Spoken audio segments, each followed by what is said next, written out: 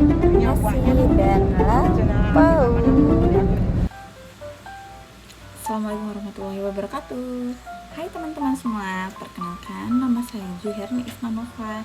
Di sini saya akan menceritakan sebuah dongeng karya saya sendiri, di mana dongeng ini dikhususkan untuk anak-anak.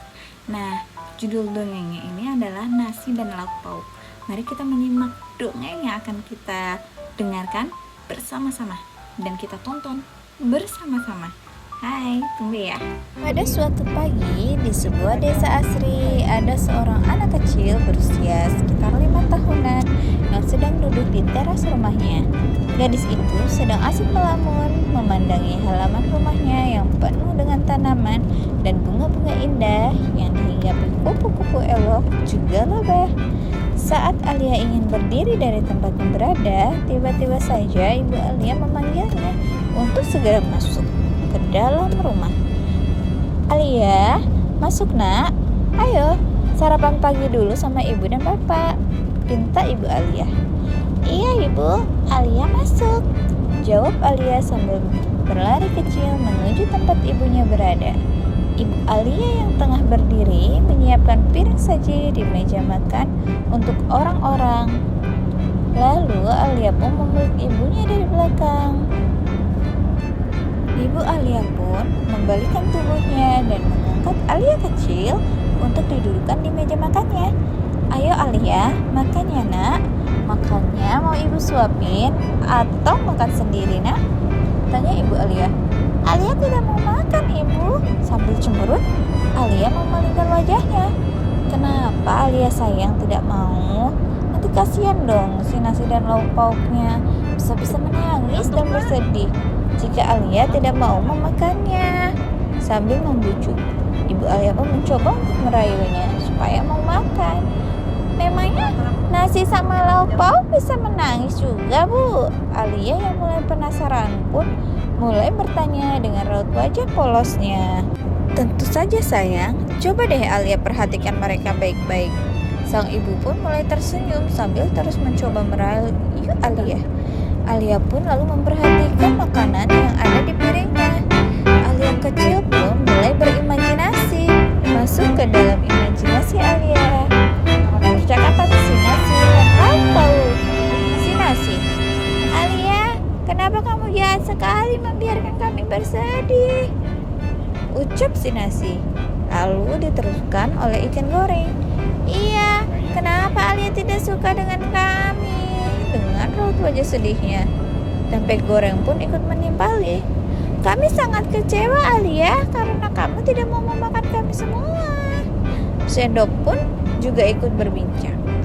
Alia, ayolah, gunakan aku untuk membantumu mengambil makanan. Lalu si nasi dan teman-teman lainnya pun mulai menangis bersamaan. Si nasi pun mulai berkata, aku punya cita-cita Alia. Sebelum aku menjadi nasi, aku sudah melalui proses dan perjalanan yang sangat panjang sekali. Saat aku masih menjadi benih dan kembali tumbuh menjadi tanaman yang biasa manusia sebut dengan sebagai tanaman padi. Aku sangat bisa bersyukur terpilih dan ditumbuh kembangkan oleh petani baik hati yang merawatku. Kamu harus tahu Alia, ada begitu banyak tunas padi yang tidak seberuntung aku. Dan sejak kami terpilih, semua bercita-cita menjadi makanan yang bernutrisi dan bermanfaat bagi manusia. Saat pohon padi kami mulai tumbuh dan keluar biji yang dinamakan padi, kami juga masih harus menunggu selama berminggu-minggu sampai kami benar-benar sudah siap untuk dipanen. Tapi kami pun sebelum siap dipanen masih harus menghadapi hama-hama jahat. Bahkan tikus dan burung ikut menculik kami yang belum siap untuk dipanen. Tidak semua padi bisa selamat dan beruntung seperti kami yang sampai berhasil dimasak menjadi sebuah nasi saat ini. Dan kami yang selamat dari para penculik itu pun masih harus melewati mesin raksasa yang siap menguliti kami hingga tanpa kulit lagi dan menjadi butiran-butiran putih yang dinamakan beras. Baru melewati berbagai macam rintangan yang ada, kami akhirnya bisa kembali bersyukur karena bisa berada di tangan-tangan malaikat yang mewujudkan cita-cita kami. Hanya satu langkah lagi, cita-cita kami akan tercapai. Alia, maukah kamu menyantap kami? Ikan goreng pun ikut berucap, aku juga, Alia, aku juga telah menghadapi berbagai macam ancaman yang ada di air, sungai, bersaing dengan ikan-ikan lain dan bertarung melawan arus deras, juga para predator yang siap menerkam kami loh. Dan kami juga semua sudah banyak berjuang sampai bisa berada di piring saji ini. Alia, ayolah makanlah kami semua. Kami sangat kaya nutrisi dan juga baik untuk tubuh kembangmu, Alia. Lalu Alia pun terwujud. Semuanya, maafkan aku sudah menolak untuk menyantap kalian semua. Aku janji tidak akan lagi menyia-nyiakan perjuangan kalian semua. Lalu si nasi dan lauk pauk pun akhirnya bersorak gembira bersama-sama. Hore, terima kasih Alia. Akhirnya cita-cita kami pun bisa tercapai setelah perjuangan yang sangat panjang selama ini berkat kamu. Iya, sama-sama semuanya. Kembali normal. Tiba-tiba Alia mengucapkan sesuatu kepada ibu dan bapaknya. Ibu, Alia mau makan sendiri. Alia gak mau bikin si nasi dan lauk pauk sedih gara-gara Alia. Akhirnya Alia pun mau makan sendiri dengan sangat lahapnya, berharap supaya si nasi dan lauk pauk tidak lagi marah dan kecewa padanya. Ibu Alia yang melihat sang anak terlihat begitu lahap sangat lega dan bahagia. Ibu Alia pun sangat senang.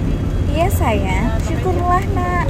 Pastinya si nasi dan lauk pauk sangat bahagia karena Alia mau memakan mereka semua.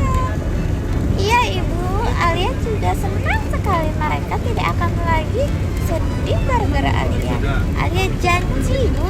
Hehehe. Iya sayang, ibu juga percaya Alia.